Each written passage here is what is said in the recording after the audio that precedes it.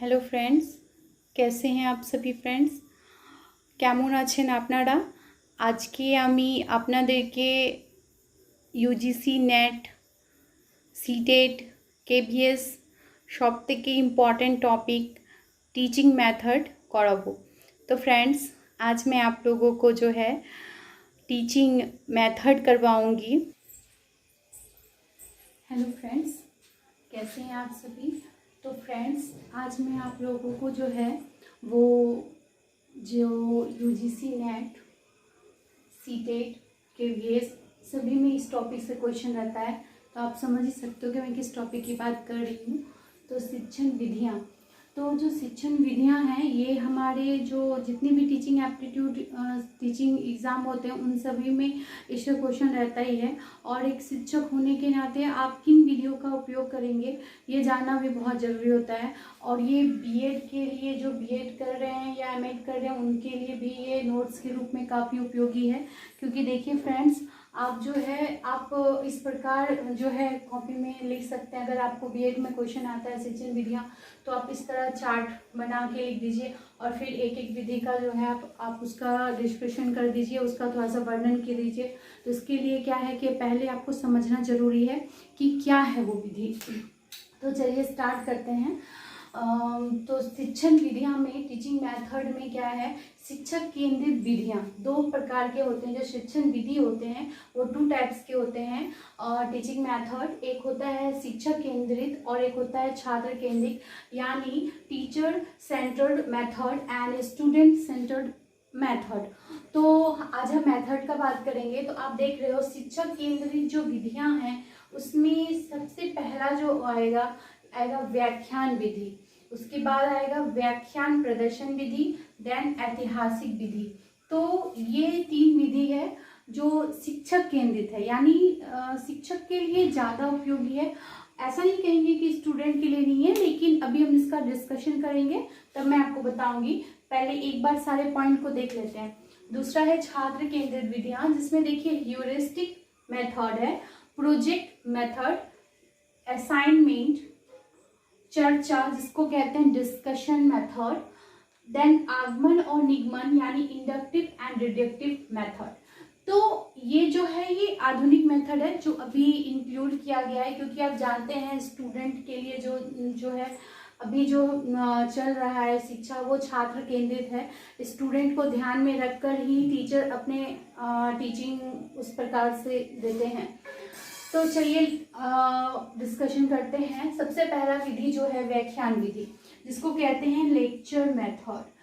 तो व्याख्यान विधि जो है ये क्या है, बहुत ही सरल विधि है।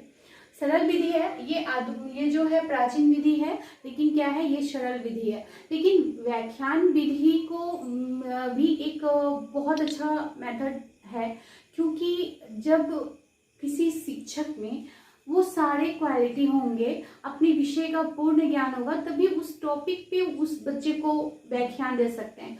अगर आपको किसी टॉपिक पे नॉलेज ही नहीं है तो आप उस टॉपिक पे ज़्यादा से ज़्यादा 5 या 10 मिनट बोल पाओगे, उससे ज़्यादा नहीं। इसलिए जो व्याख्यान विधि होता है ये शिक्षक का एक तरह से उसके व्यक्तित्व के, उसके नॉलेज का भी ज्ञान हम लोग को हो जाता है कि हाँ वो कहाँ तक जानते हैं। बिना जैसे कि एग्जैक्टली आप कभी भी किसी शिक्षक से कुछ पूछो तो वो देखना बहुत अच्छा से एक्सप्लेन कर सकते हैं किसी भी जगह। तो ये क्या होता है, इससे उनके नॉलेज का पता चलता है। तो ये क्या है, व्याख्यान विधि बहुत ही सरल है और क्या है, तथ्यात्मक होता है, तार्किक है। क्योंकि देखिए व्याख्यान विधि के द्वारा ही आप किसी भी टॉपिक हो या प्रकरण हो उस पर क्या कर सकते हैं, डिस्कशन कर सकते हैं, मतलब तर्क दे सकते हैं अपना। आप जैसे कि आपने मानते हैं कि हम स्टूडेंट कोई बोला, शिक्षक बोले कि जो है सूरज जो है वो क्या है, सन जो है वो क्या है, सूरज घूमता है पृथ्वी के चारों। तो आप जो है आप उसको प्रूव करोगे, तो आप कैसे प्रूव करोगे, बोल के प्रूव करोगे। चांद पे जाके आप सूरज दिखा के नहीं बता सकते कि चलिए मैं आपको सूरज पे ले चलता हूँ, चांद पे ले चलता हूँ, चांद दिखाता हूँ, सूरज दिखाता हूँ, गोल है कि नहीं है। तो वो आप क्या करोगे, आप अपने नॉलेज से उसको तर्क देके प्रूव करोगे कि नहीं देखिए सूरज जो है वो क्या है, सन क्या है वो स्थिर है, और क्या है पृथ्वी जो है उसके चारों ओर परिक्रमा करती है। तो ये आप क्या करोगे, डिस्कशन तार्किक के द्वारा, तर्क के द्वारा उसको समझाओगे। नेक्स्ट चलते हैं आपका व्याख्यान, और क्या है ये मनोवैज्ञानिक है। जो व्याख्यान विधि है ये मनोवैज्ञानिक भी है कि आप स्टूडेंट, जैसे मनोवैज्ञानिक कैसे है, स्टूडेंट कक्षा में मानते हैं कि बैठे हुए हैं, तो आप देख रहे हो कि कोई स्टूडेंट अचानक से जो है वो बिल्कुल से अलग ही दुनिया में चले जाता है। तो टीचर जैसे ही आप व्याख्यान दे रहे हो, लेकिन व्याख्यान देते टाइम क्या होता है कि शिक्षक जो है जब व्याख्यान दे रहा होता है तो स्टूडेंट के जस्ट सामने होता है, वो सभी की तरफ देख रहे होते हैं और बता रहे होते हैं, तो उनका नज़र हर स्टूडेंट पे रहता है, तो वो उनको वो खड़े करके पूछ सकते हैं। नेक्स्ट चलते हैं व्याख्यान प्रदर्शन विधि। तो इसमें कुछ खामियां भी थी व्याख्यान विधि में, कि ये खामियां थी, कमियां ये थी कि जब शिक्षक ही बोलते थे, स्टूडेंट इस विधि में क्या है कि एक्टिव नहीं होते थे, शिक्षक एक्टिव होते थे, स्टूडेंट निष्क्रिय बैठे रहते थे। तो इस खामी को दूर करने के लिए ये विधि आया, व्याख्यान प्रदर्शन विधि। तो चलिए व्याख्यान प्रदर्शन विधि के बारे में बात करते हैं। तो इसमें क्या है कि आप व्याख्यान दे रहे हैं, ठीक, जैसे व्याख्यान दिए, देते देते आपसे एक क्वेश्चन किए कि अच्छा बताओ कि सन जो है वो पृथ्वी से कितने दूर है। तो आप क्या किए, उस क्वेश्चन का आंसर खड़े होके जवाब दिए। तो इसमें क्या है कि मैं कोई पढ़ाते पढ़ाते बीच में आपको क्वेश्चन कर दी, अच्छा बताओ जो मैंने शिक्षण विधियां पढ़ाया यानी टीचिंग मेथड, तो कितने टाइप्स के होते हैं। तो आप स्टूडेंट बीच में खड़े होकर बोले कि ये 2 टाइप्स के होते हैं। तो इसमें क्या होगा कि जो टीचर है वो भी एक्टिव रहेगा और जो स्टूडेंट है वो भी एक्टिव रहेगा, दोनों एक्टिव रहते हैं। और जो है इसमें क्या होता है कि आप प्रश्न कर सकते हैं स्टूडेंट से, स्टूडेंट आपसे प्रश्न कर सकते हैं, और आप जो है लाइक ब्लैक बोर्ड के जरिए, आप फ्लो चार्ट के जरिए और क्या होता है इन सब के जरिए क्या कर सकते हैं, बच्चे को समझा सकते हैं, पढ़ा सकते हैं, चित्र बना सकते हैं। तो ये विधि जो है एक मनोवैज्ञानिक विधि है, बहुत ही सरल है, और क्या है ये समय जो है इससे क्या होता है हमारे समय की बहुत ज़्यादा बचत होती है, क्योंकि देखिए आप कम समय में अपने बात को ज़्यादा समझा पाएंगे। तो क्या है ये इसमें एक चीज़ और क्या है कि व्याख्यान प्रदर्शन विधि जो है, जैसे आप कभी कभी पूछ सकते हैं आपसे कि व्याख्यान प्रदर्शन विधि जो है वो किन बच्चों के लिए या किन स्तर के बच्चों के लिए उपयोगी है। तो ये जो है ये सभी स्तर के बच्चों के लिए उपयोगी है, जो व्याख्यान प्रदर्शन विधि है। व्याख्यान विधि जो है ये आपको मैंने बताया कि ये जो है सिर्फ उच्च कक्षा के विद्यार्थियों के लिए उपयोगी है, क्योंकि ये व्याख्यान विधि छोटे बच्चों के लिए उतना उपयोगी नहीं है, प्राथमिक स्तर पे बच्चों के लिए उपयोगी नहीं है। नेक्स्ट चलते हैं ऐतिहासिक विधि। आप देख रहे हो जो ऐतिहासिक विधि है जिसको बोलते हैं हिस्टोरिकल मेथड। क्या बोलते हैं? Historical method. तो जैसे कि नाम से पता चलता है इतिहास, ऐतिहासिक यानी जो बीत गया।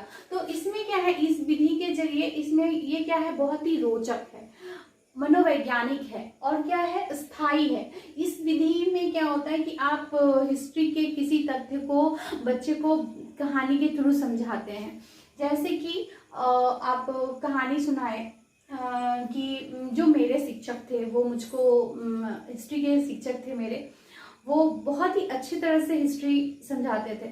जैसे लाइक पहले कहानी बताते थे, आज आप लोगों को अकबर के बारे में हम बताएंगे। तो अकबर जो है वो बहुत ही क्या थे, बहुत अच्छे शासक थे। वो ऐसे मुस्लिम होते हुए भी उन्होंने सभी धर्मों को जो है समान क्या हुआ, सम्मान दिया। सभी धर्मों का पालन करते थे, अपने राज्य में होली मनाते थे, ईद मनाते थे, सभी कुछ लेके चलते थे। इसीलिए उनके राज्य में क्या थी, प्रजा बहुत खुश थी। तो आप उसके पढ़ाने से पहले क्या किए कि आप बता रहे हैं कि हिस्ट्री मतलब अकबर के बारे में। तो ऐतिहासिक विधि में क्या होता है कि आप ऐतिहासिक रूप की जो कहानी है उसको कहानी के थ्रू समझा रहे हैं। तो ये भी काफ़ी रोचक विधि है, इसके थ्रू भी बच्चे को बहुत इंटरेस्टिंग लगता है सुनने में, और उस चीज़ को वो याद भी रख पाता है। तो चलिए, तो अभी जो है छात्र केंद्रित विधियां में चलते हैं। छात्र केंद्रित विधियां में देखिए सबसे पहला क्या है, ह्यूरिस्टिक मेथड। तो ह्यूरिस्टिक मेथड जो है ये एक ऐसी विधि है जो छात्रों को क्या बनाती है, खोजी बनाती है। तो देखिए ह्यूरिस्टिक मेथड में जो है आप इसके प्रवर्तक कौन माने जाते हैं, ह्यूरिस्टिक के H.E. आर्मस्ट्रॉन्ग। ह्यूरिस्टिक मेथड के क्वेश्चन पूछ सकता है आपको कि ह्यूरिस्टिक मेथड के प्रवर्तक कौन है, तो उसका हो जाएगा H.E. आर्मस्ट्रॉन्ग माने जाते हैं। और यह एक खोजी विद्यार्थी को खोजी बनाता है। इसमें विद्यार्थी को जितना कम हो सके ज्ञान देते हैं और उसको प्रोत्साहित करते हैं कि आप जो है इस टॉपिक पे जो है ना आप पता करो और जानकारी लो और मुझको उसको बताओ। तो क्या होता है ना कि बच्चे बाहर से अपने जो सामाजिक उसके वातावरण है वहाँ से, बुक से, अपने इन्वायरमेंट से उस चीज़ पे पूरा अध्ययन करके बताता है। तो इससे क्या होता है कि उसका नॉलेज जो है अब डेवलप्ड होता है। तो ये जो है बच्चों के लिए बहुत ज़्यादा उपयोगी विधि है, ये बच्चों को एक खोजी बनाती है। दूसरा चलते हैं प्रोजेक्ट। अगर मैं डिस्कशन करूँ एक एक टॉपिक का फ्रेंड्स, तो ये बहुत बड़ा हो जाएगा। अगर आप लोग को जो है इसका एक एक टॉपिक अलग अलग समझना है, इसमें से कोई भी विधि मेथड, तो आप कमेंट्स बॉक्स में ज़रूर लिख सकते हैं। तो मैं उस विधि पे जो है अलग से फिर वीडियो बना दूंगी डिटेल में। तो अभी जो है मैं आप लोगों को जस्ट थोड़ा सा संक्षिप्त में जितने भी मेथड है उसको आपको मैं समझा रही हूँ। अगर आपको किसी भी जो मेथड है इसमें से उस पर आपको पूरा चाहिए तो आप प्लीज़ कमेंट बॉक्स में लिखें, तो मैं ज़रूर उसके लिए करूँगी। और इसके पहले शिक्षण विधियाँ मैं करवा रही हूँ अभी आपको। लेकिन इस शिक्षण विधियाँ के जो पहले है, जो एक शिक्षक के लिए क्या क्या कौशल होते हैं इम्पॉर्टेंट, ये सब मैं करवा चुकी हूँ। तो आप प्लेलिस्ट में जाके जो BEd M.Ed नोट्स प्लेलिस्ट में आपको मिलेगा उसमें मिल जाएगा। टीचिंग एप्टीट्यूड लिखा हुआ है उसमें भी आपको मिल जाएगा। तो आप ज़रूर जाके एक बार देखिए मेरे चैनल जियो एडुकेशन गुरु पे। तो चलिए चलते हैं प्रोजेक्ट, क्योंकि देखिए मैं इसलिए अभी ये बात आपको बोली कि ह्यूरिस्टिक मेथड एक खोजी है, तो स्टूडेंट को अवश्य ही ज़्यादा से ज़्यादा नॉलेज के लिए ज़रूर खोज करना चाहिए। दूसरा है प्रोजेक्ट मेथड। तो प्रोजेक्ट मेथड जो है ये जॉन डीवी, आप लोग जानते ही होंगे। जॉन डीवी का जो है हमारी शिक्षा में बहुत ज़्यादा योगदान है। तो जॉन डीवी जो है व्यवहारवादी थे। जॉन डीवी ने जो है इसके प्रोजेक्ट मेथड को, प्रयोजन को जो है बहुत ज़्यादा महत्व दिया था। उन्होंने ही इसका दार्शनिक एक आधार दिया था। तो बाद में इसका जो है इसके प्रवर्तक यानी बहुत ज़्यादा इसमें कोई वर्क किया, डेवलप किया, तो वो थे W.H. किलपैट्रिक। तो प्रोजेक्ट विधि के अभी प्रवर्तक जो है वो W.H. किलपैट्रिक माने जाते हैं। देन है अधिन्यास। अधिन्यास जो है असाइनमेंट को बोलते हैं। असाइनमेंट का हिंदी अधिन्यास होता है। बहुत बार देखे होंगे फ्रेंड्स कि जो UGC नेट है उसमें हिंदी जो है, अगर आप हिंदी सेलेक्ट किए हो तो इतना कठिन आता है कि क्वेश्चंस समझना ही मतलब मुश्किल हो जाता है। तो आप अगर किसी भी टॉपिक पे आप पढ़ रहे हो तो उसका हिंदी और इंग्लिश दोनों लेके चलो, तो आपको कभी प्रॉब्लम नहीं होगा। तो असाइनमेंट का जो हिंदी होता है वो अधिन्यास होता है। तो आप लोग जानते हैं जो असाइनमेंट है, अधिन्यास है, एक ऐसा विधि है जो छात्रों को क्या बनाता है, बहुत ज़्यादा एक्टिव बनाता है। आप असाइनमेंट में भी जैसे टाइप्स होते हैं, 2 टाइप, जैसे होम असाइनमेंट होता है, एक स्कूल असाइनमेंट होता है। तो क्या होता है कि आपको घर से कुछ दे दिया कि आप एक बच्चे को दे दिया एक छोटा सा प्लांट लगाओ, इस प्लांट में रोज पानी दो, आप ये करो और देखो 15 दिन में क्या होता है। तो बच्चे उस पर वर्क करते हैं। और तो क्या होता है इससे उसका जो है वो जब खुद उस चीज़ को करते हैं तो उसका बहुत ज़्यादा उसका नॉलेज डेवलप होता है। वो जब आप किसी विषय पे असाइनमेंट में किसी विषय पे आप वर्क करोगे ना, तो वो चीज़ आप लाइफ में कभी नहीं भूल सकते, वो आपको हमेशा याद रहेगा। इसके बाद हम लोग चलते हैं। तो ये 2 टाइप्स के होते हैं, एक होम असाइनमेंट होता है, एक स्कूल में होता है, जो ग्रुप में आपको दे दिया जाता है, एक टॉपिक दे दिया गया और बोला गया कि इस पे आप सभी स्टूडेंट मिलके वर्क करिए। तो इसमें क्या होता है कि टीचर्स आपको थोड़ा बहुत बता देंगे, हेल्प कर देंगे कि आप इस तरह से असाइनमेंट बनाओ तो ज़्यादा अच्छा होगा। तो लाइक जैसे कि BEd में ही असाइनमेंट दिया जाता है, तो उसमें क्या है कि आप किसी भी एक क्वेश्चन दे दिया जाता है, तो उस क्वेश्चन को जब आप लिखोगे तो आप चाहो तो नॉर्मली आजकल क्या होता है कि स्टूडेंट जस्ट क्वेश्चन दिया, क्वेश्चन लिख दिया और उसका आंसर लिख दिया, तो वो असाइनमेंट नहीं होता। असाइनमेंट को आप जितना चाहे अट्रैक्टिव बनाओ, कलरफुल बनाओ, उसका पहला पेज को बहुत अच्छे से डेकोरेशन करो।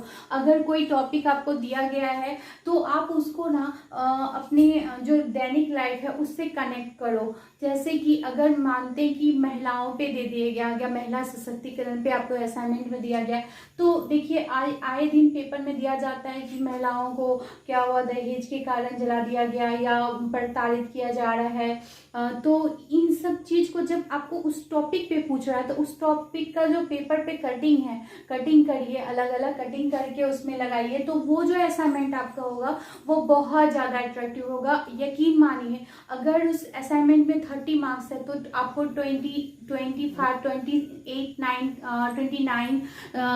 मिलेगा ही मिलेगा, जब देखेंगे टीचर की हाँ इसने कुछ अलग हटके वर्क किया है। तो ये है आपका प्रोजेक्ट असाइनमेंट अधिन्यास। नेक्स्ट चलते हैं चर्चा, डिस्कशन। तो क्या होता है कि बहुत बार क्या होते हैं कि स्टूडेंट और टीचर्स, स्टूडेंट कोई क्वेश्चन किया तो उस पर क्या होता है, वो लोग आपस में डिस्कशन करके किसी एक निष्कर्ष पे पहुंचते हैं। तो इसको हम डिस्कशन मेथड बोलेंगे, जो ये भी बहुत ज़्यादा उपयोगी है, क्योंकि आप हमेशा रोज जो है आप बच्चे को असाइनमेंट नहीं दे सकते। बीच बीच में डिस्कशन जो है वो बहुत ज़रूरी होता है। इससे बच्चे का जो है थिंकिंग क्या है वो निकल के बाहर आता है। तो उसके बाद चलते हैं आगमन और निगमन विधि। तो फ्रेंड्स, आगमन मैं आपको एक शॉर्ट ट्रिक बताती हूँ। निगमन देखिए, नी से शुरू है तो इसका नियम क्या लिखते हैं, नियम भी लिखते हैं, नौ में हर्षिकार य मौ ऐसे लिखते हैं नियम।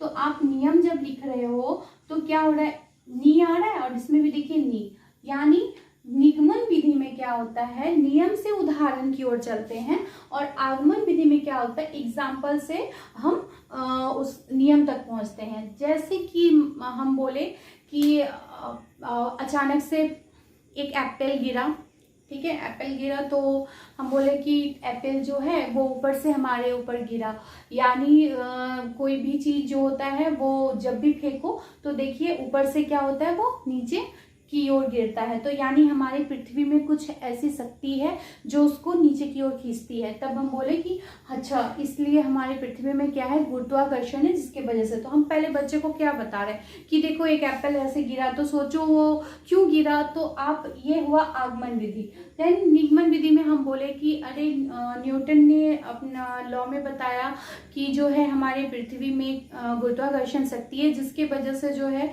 सभी वस्तुएं क्या होती है, वो नीचे की ओर गिरती है।